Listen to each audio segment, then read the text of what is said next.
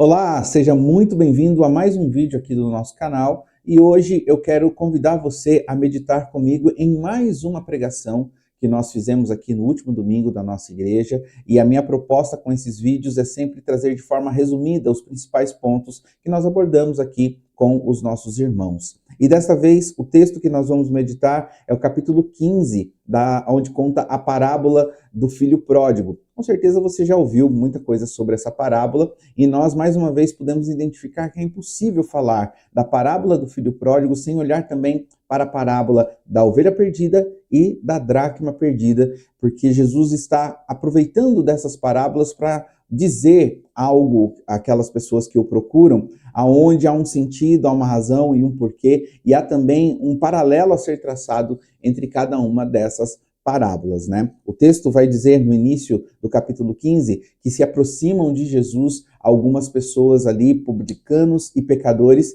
e Jesus começa então a lhes ensinar algumas coisas através dessas parábolas. Mas para o nosso vídeo não ficar muito extenso, eu quero convidar você a ler apenas a partir do verso 21 do capítulo 15 de Lucas, que diz assim: "E o filho lhe disse: Pai, pequei contra o céu e diante de ti, já não sou digno de ser chamado teu filho.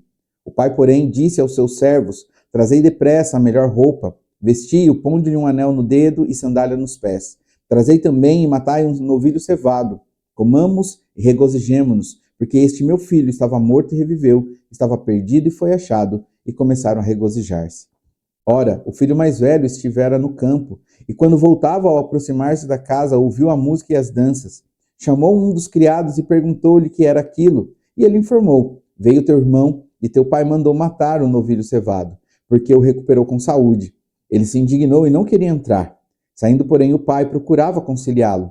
Mas ele respondeu a seu pai: Há tantos anos que te sirvo sem jamais transgredir uma ordem tua, e nunca me deste um cabrito sequer para alegrar-me com os meus amigos.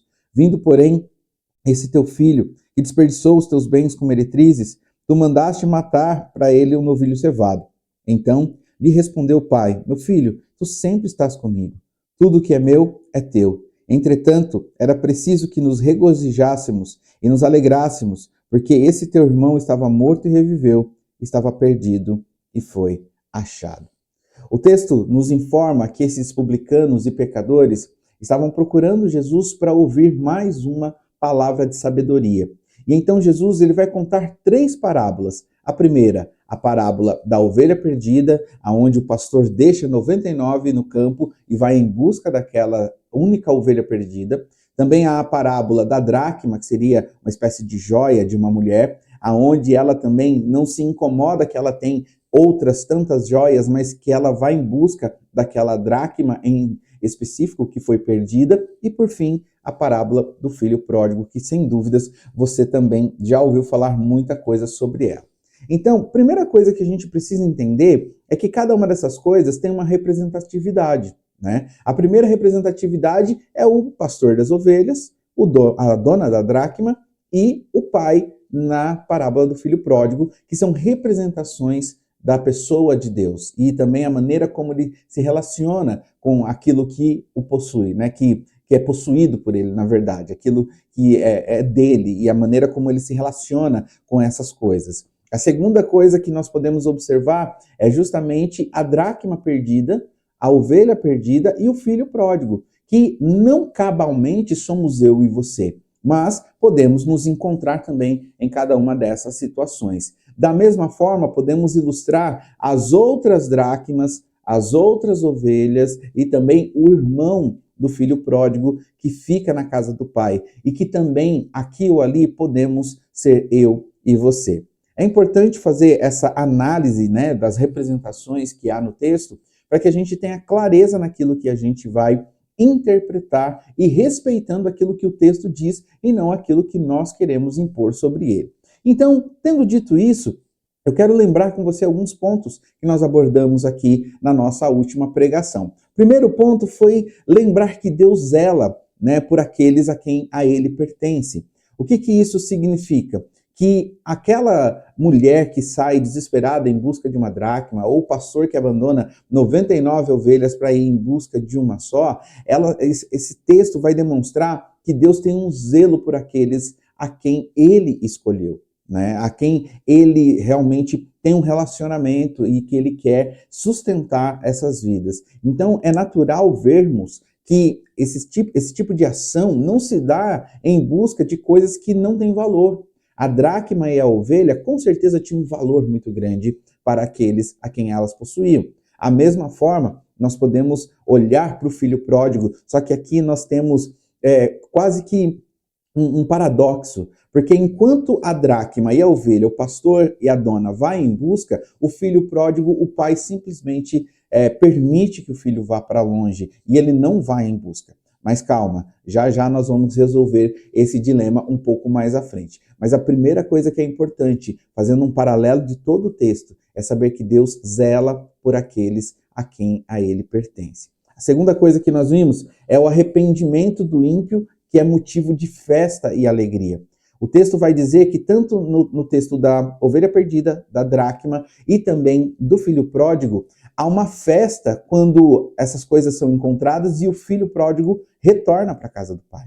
Então Deus se alegra, há uma festa nos céus, diz o texto. Os anjos, realmente fazem festa quando um ímpio ou alguém se arrepende do seu caminho mau e retorna para Deus. Então isso é uma máxima no texto que nós podemos olhar com muita tranquilidade e entender que Deus se alegra quando um justo se arrepende. A terceira coisa que nós podemos notar no texto é que nós somos filhos de Deus, mas viver num relacionamento próximo a Ele é uma decisão, é uma escolha nossa, né? Ao contrário, talvez, da dracma e da ovelha perdida, o filho pródigo vai mostrar isso de uma forma muito mais intensa e muito mais profunda, porque ele decide, ele pede, ele fala, pai, me dá aquilo que compete, né, a minha parte nos bens, que eu quero viver a minha vida. E então ele simplesmente decide ir para longe da presença do pai.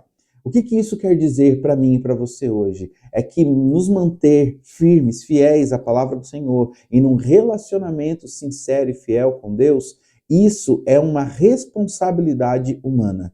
Eu e você não podemos simplesmente deixar de lado a responsabilidade de congregar, de orar, de ler a Bíblia, de fazer o bem às pessoas, em detrimento de achar que nós temos uma limitação ou um tempo específico para isso. Não. Isso deve ser feito por uma responsabilização, por uma autorresponsabilidade que eu tenho de me relacionar com Deus e, consequentemente, estar sempre na presença dele. Então, isso é uma responsabilidade sua. Não é Deus que vai forçá-lo a orar todos os dias, forçá-lo a ler a Bíblia todos os dias. Isso é uma responsabilidade única e exclusivamente sua. Em quarto lugar, nós vimos que ambos os filhos têm os seus pesadelos. Por um lado, nós temos o filho pródigo, que simplesmente está dentro da casa do pai com todo o consolo, conforto, e simplesmente se encanta com os prazeres do mundo.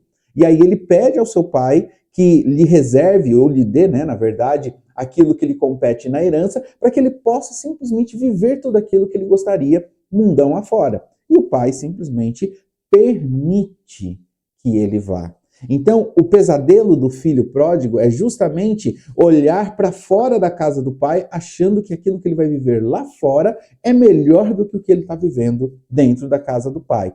Já o pesadelo do irmão do filho pródigo, o irmão que fica com o pai, é justamente de estar dentro da casa do pai, desfrutar de tudo que é do pai, da segurança, do amor, do carinho, do consolo, de tudo que a presença do pai pode proporcionar, mas não valorizar nada disso. E aí eu te pergunto, não se assemelha muito com o que a gente vive nos nossos dias, de uma forma geral? Quantas e quantas histórias nós temos de pessoas que saem da igreja achando que vão encontrar fora dela, ou até mesmo em outras igrejas, em outras religiões, algo que eles não têm aqui, que não tem na nossa igreja, e quando na verdade eles percebem em algum momento que eles só precisam servir e estar na presença do Pai. Então a igreja, desde que seja uma igreja sadia, ela é secundária nesse processo. Não é? Não é ela que vai determinar a sua fé, a sua esperança, porque você decide servir a Deus aonde você estiver, e não simplesmente na igreja A ou B, porque essa igreja vai proporcionar para você. Óbvio que estou falando de igrejas que têm aí uma pregação do evangelho sadia. Mas também temos aqueles que estão dentro da igreja, mas com a sua intenção no coração totalmente distorcida, que não valorizam a presença do Pai, que não valorizam o ambiente onde estão, que estão ali dentro da casa do Pai, muitas vezes reunidos em diversas atividades, mas simplesmente sem perceber a satisfação que é viver a presença do Pai e desfrutar de tudo aquilo que isso possa oferecer. E por último, nós podemos ver também que existe um momento onde Deus vai em busca e um momento onde Deus ele simplesmente aguarda o retorno. Por que é importante? No início do vídeo eu falei para você que nós iríamos resolver esse dilema, né? Por que na parábola da ovelha perdida e da dracma, Deus simplesmente vai em busca, né? Ou seus donos vão em busca daquilo que se perdeu. Em contrapartida, na parábola do filho pródigo, o pai não vai em busca do filho pródigo. Ele aguarda, ele espera que o filho volte. E é interessante pensar que a nossa teologia, a teologia reformada, ela vai trazer uma solução que é muito interessante para esse caso. Quando eu e você ainda não tivemos o nosso encontro pessoal com Cristo Jesus, ainda não fomos convertidos dos nossos caminhos que nos levavam para distante de Deus, encontramos com o Senhor, quem dá esse primeiro passo nesse relacionamento é Deus. Talvez nesse caso é onde se assemelhe a dracma e também a ovelha perdida. É Deus indo atrás daquele que se perdeu, né? Em Adão, no pecado de Adão e Eva, lá atrás, toda a humanidade se perdeu. E a partir de então, é Deus quem chama aqueles a quem Ele quer para ter um relacionamento. É assim com Moisés, foi assim com Abraão, foi assim com Isaac, com Jacó e com toda a linhagem até chegar em Cristo Jesus. Deus sempre atraindo, trazendo para perto de si aqueles a quem Ele queria ter um relacionamento. Então, nessa primeira etapa, é sempre Deus que dá o primeiro passo na busca pelo perdido e pelo pecador.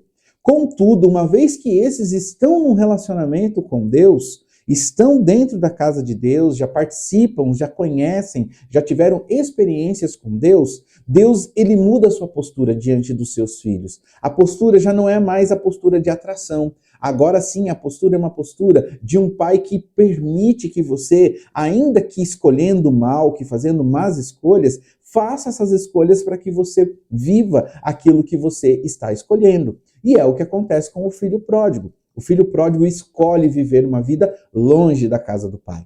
Então, se você analisar deste ponto de vista, Deus, enquanto não há um relacionamento entre eu e Deus, é Deus quem se aproxima de mim. A partir do momento que Ele me constrangeu a esse relacionamento, que Ele já demonstrou o seu amor, a sua graça, é decisão minha estar todos os dias na presença dEle, desfrutando daquilo que a presença dEle pode trazer para cada um de nós. Irmão, eu não sei qual é o tempo, né, que você vai ver esse vídeo e o que você está passando, mas medite sobre isso, né? Medite sobre qual o tamanho do privilégio que você tem viver na casa do Pai, estar na casa do Pai, mas principalmente em permanecer na casa do Pai. Talvez você esteja desviado, talvez você buscou aventuras neste mundo afora, tal como o filho pródigo, mas eu quero dizer para você que o texto bíblico vai falar que o Pai está de braços abertos e prontos a dar uma festa para que você retorne para a casa do Pai. E lembrando que nós temos a figura dos dois irmãos, né? Aquele que vai e simplesmente percebe que o que tinha fora da casa do Pai não é bom e retorna, mas também aqueles que estão vivendo dentro da casa do Pai e não valorizam isso. Então, que você, em nome de Jesus, através dessa breve meditação, possa lembrar do quão bom é servir o nosso grande e poderoso Deus. E eu espero que essa palavra abençoe a sua vida e, se possível, que você compartilhe ela com alguém, com um amigo, né? Se inscreva aqui no nosso canal para receber mais mensagens como essa e que Deus abençoe a sua vida, a sua família e tudo aquilo que envolve você, em nome de Jesus. Amém. E aí, se você gostou desse vídeo, eu quero convidar você a se inscrever no nosso canal, curte esse vídeo, compartilha também com pessoas que você quer que tenham uma vida espiritual mais profunda, num relacionamento mais profundo com Deus. Este canal e este tempo dedicado aqui é para abençoar a sua vida e a vida de tantas outras pessoas. E o que você pode fazer é nos apoiar em oração, mas também fazendo essas ações aí, fazendo com que essa mensagem, este canal cresça e chegue a muito mais pessoas. Então, obrigado por assistir até aqui e até a próxima. Fiquem com Deus.